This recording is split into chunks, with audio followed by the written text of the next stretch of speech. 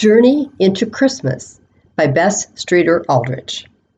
Margaret Staley stood at her library window, looking out at the familiar elms and the lace-vine arbor. Tonight the trees were snow-crusted, the arbor a thing of crystal filigree under the Christmas stars. Some years the Midwest stayed mild all through December, donning its snowsuit only after the holidays. But tonight was a Christmas Eve made to order, as though nature had supervised the designing and decorating of a silvered stage setting. Margaret Staley visualized all this perfection, but she knew that the very beauty of the scene brought into sharper contrast the fact that for the first time in her life, she was alone on Christmas Eve. For 59 Christmases, she had been surrounded by the people she loved. On this 60th, there was no one, for not one of her 4 children was coming home. She could remember reading a story like that once, about a mother who was disappointed that no one was coming. And then, just at dusk on Christmas Eve, all the children and their families arrived together to surprise her. But that was a sentimental piece of fiction. This was cold reality.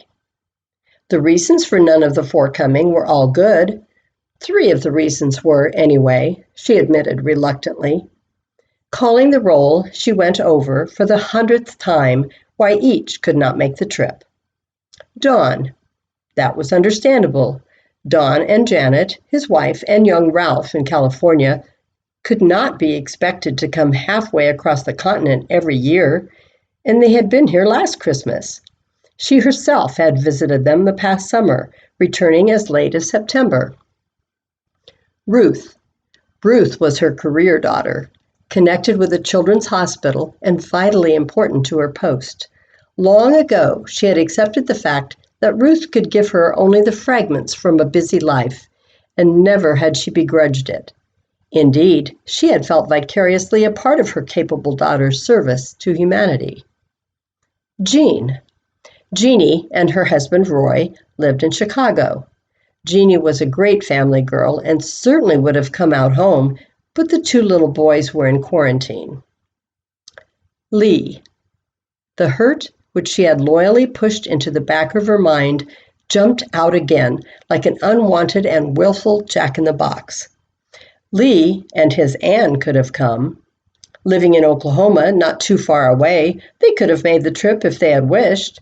Or, if it had not been convenient for Lee to leave, she could have gone down there to be with them, if they had asked her.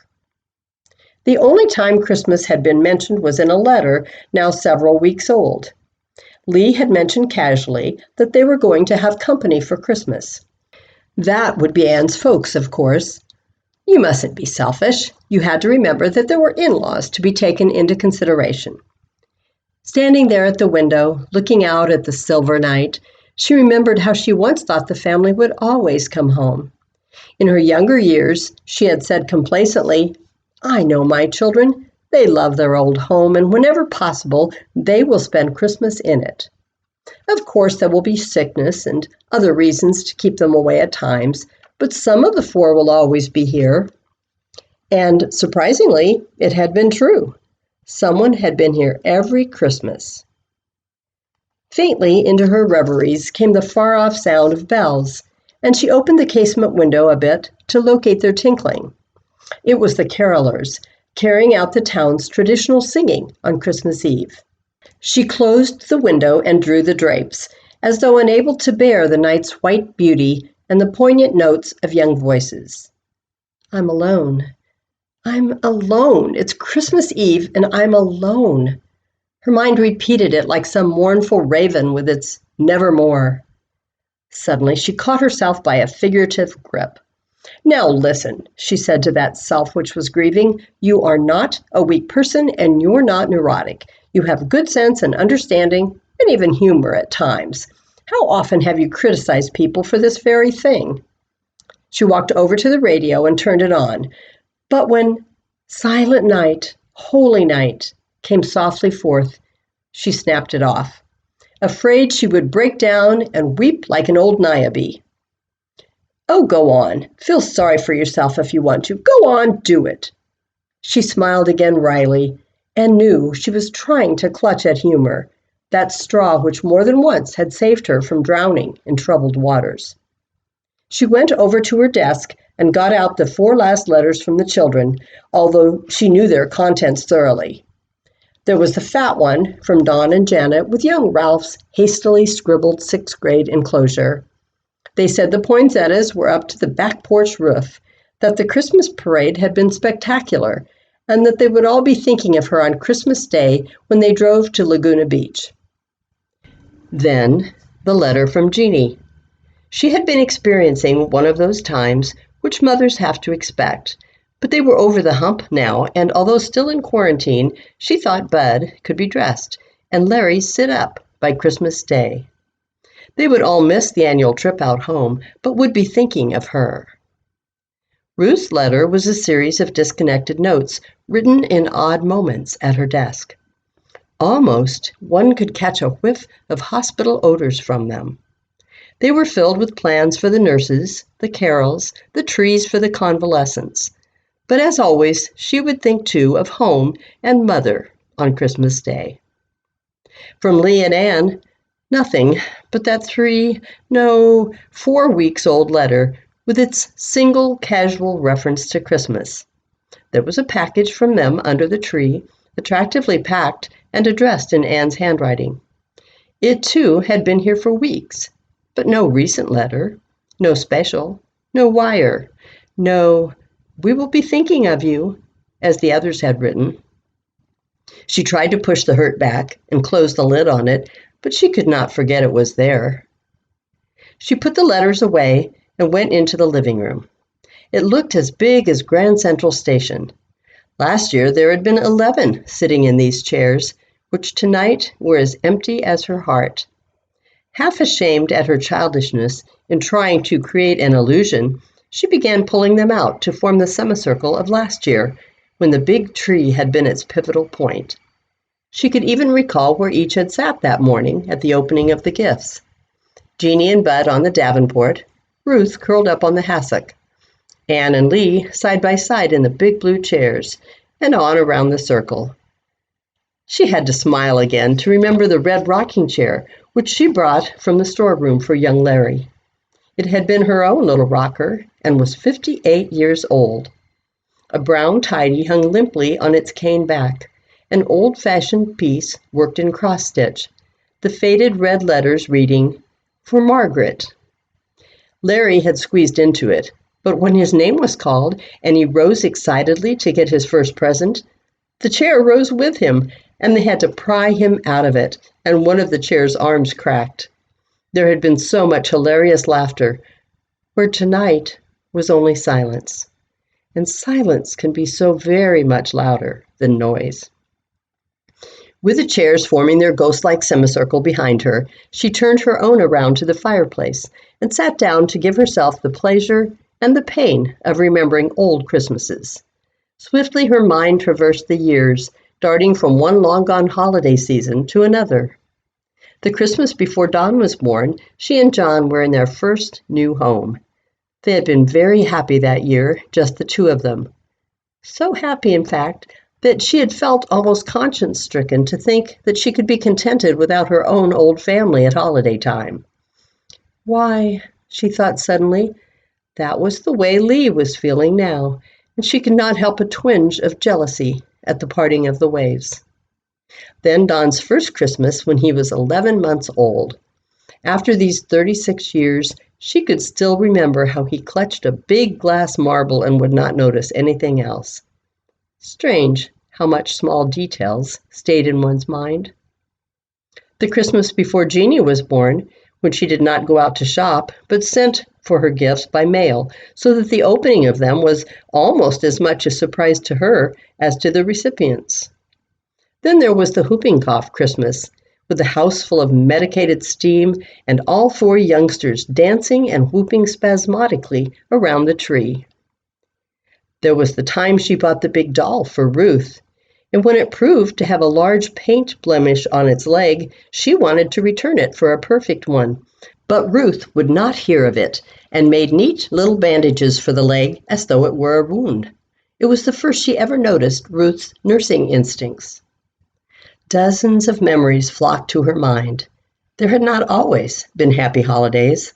Some of them were immeasurably sad. Darkest of all was the one after John's death, with the children trying to carry out cheerfully the old family customs, knowing that it was what Dad would have wanted. But even in the troubled days, there had been warm companionship to share the burden, not this icy loneliness. For a few moments she sat, unmoving, lost in the memory of that time, then roused herself to continue her mental journeying. Soon after that dark one, Christmas was no longer a childish affair. Gifts suddenly ceased to be skates and hockey sticks and became sorority party dresses and fraternity rings, and the house was full of young people home for vacation. Then the first marriage and Don's Janet was added to the circle. Then Jeannie brought Roy into it. In time, the first grandson and another and a third. All the youthful pleasure of the older members of the family renewed through the children's eyes. Then came that Christmas when the blast of the ships in their harbor had sent its detonations here into this very living room, as into every one in the country. And though all were here and tried to be natural and merry, only the children were free from forebodings of what the next year would bring. And it brought many changes. Don with his reserves, Roy enlisting in the Navy, Lee in the Army. That was the year they expected Lee home from the nearby camp. His presents were under the tree and the Christmas Eve dinner ready, only to have him phone that his leave had been canceled, so that the disappointment was keener than if they had not expected him at all. Then those dark holiday times with all three boys overseas, and Jean and the babies living here at home. Ruth in uniform, coming for one Christmas, calm and clear-eyed as always, realizing perhaps more than the others that at home or abroad, walking or sleeping, death holds us always in the hollow of his hand. Then the clouds beginning to lift, and one by one all coming back, Lee the last to arrive. And that grand reunion of last year after all the separations and the fears, all safe, all home. The warm touch of the hand and the welcoming embrace. Pretty Anne added to the circle. The decorating of the tree, the lights in the window, the darting in and out for last-minute gift wrapping, the favorite recipes, old songs resung, old family jokes retold, old laughter renewed. In joy and humility she had said, "My cup runneth over." Recalling all this, she again grew stern with herself. How could one ask for anything more after that safe return and perfect reunion? But the contrast between then and tonight was too great. All her hopes had ended in loneliness. All her fears of approaching age had become true. One could not help the deep depression. The head may tell the heart all sorts of sensible things, but at Christmas time, the heart is stronger. She sat for a long time in front of the fire, which had not warmed her. She had been on a long emotional journey, and it had left her tired and spent. From the library, loud and brazen, the phone rang. It startled her, for she had never outgrown her fear of a late call. With her usual trepidation, she hastened to answer. There was some delay, a far-off operator's voice, and then Lee. "That you, Mother?" "Yes, Lee, yes. How are you?" "Fine. Did Jeannie come?" "No, the boys are still quarantined." "Ruth?" "No." "You there alone?" "Yes." "Gosh, that's too bad on the old family night. Well, cheer up. I've got news for you. Our company came. She weighs 7 pounds and 14 ounces. What did you say, Lee?" "Our daughter arrived, Mom, 4 hours ago. I waited at the hospital to see that Anne was all right." "Why, Lee, you never told. We never knew." "It was Anne's idea of a good joke. And listen, we named her Margaret, for you, Mother. Do you like it?" "Why, yes. Yes, I do like it, Lee." There was more, sometimes both talking at once and having to repeat. Then Lee saying, "We were wondering if you could come down in a couple of weeks. Anne thinks she'd like to have an old hand at the business around. Can you arrange it? Oh, yes, Lee, I'm sure I could. Good. Well, I'll hang up now. Spent enough on my call. Have to save money to send Margaret to college. Be seeing you. Lee, in those last seconds, she wanted desperately to put into words all the things her heart was saying, but you cannot put the thoughts garnered from a life of love and service into a sentence. So she only said, "Be a good dad, Lee. Be as good a dad as—" She broke off, but he understood. "I know. I'll try. Merry Christmas, Mom." "Merry Christmas, Lee." She put down the receiver and walked into the living room, walked briskly as though to tell her news, her heart beating with pleasant excitement. The semicircle of chairs confronted her. With physical sight, she saw their emptiness, but born of love and imagination, they were all occupied as plainly as ever eyes had seen them. She had a warm sense of companionship. The house seemed alive with humans. How could they be so real? She swept the circle with that second sight which had been given her. Don over there, Ruth on the hassock, Jeannie on the davenport, Lee and Anne in the big blue chairs. Suddenly, she turned and walked hurriedly down the hall to the closet and came back with a little red chair.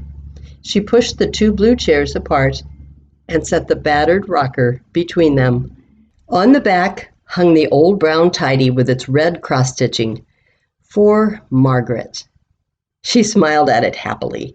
All her numbness of spirit had vanished, her loneliness gone. This was a good Christmas. Why, this was one of the best Christmases she ever had. She felt a sudden desire to go back to the library, to look out at the silvery garden and up to the stars. That bright one up there, it must be the one that stops over all cradles. Faintly, she could hear bells and voices. That would be the young crowd coming back from their caroling, so she opened the window again. "O little town of Bethlehem, how still we see thee lie." The words came clearly across the starlit snow, singing themselves into her consciousness with a personal message. "Yet in thy dark streets shineth the everlasting light. The hopes and fears of all the years are met in thee tonight." The hopes and fears of all the years. She felt the old Christmas lift of the heart, that thankfulness and joy she had always experienced when the children were all together, all well, all home. "My cup runneth over." At the door of the living room, she paused to turn off the lights. Without looking toward the circle of chairs, so there might come no disillusion, she said over her shoulder, "Good night, children. Merry Christmas. See you early in the morning."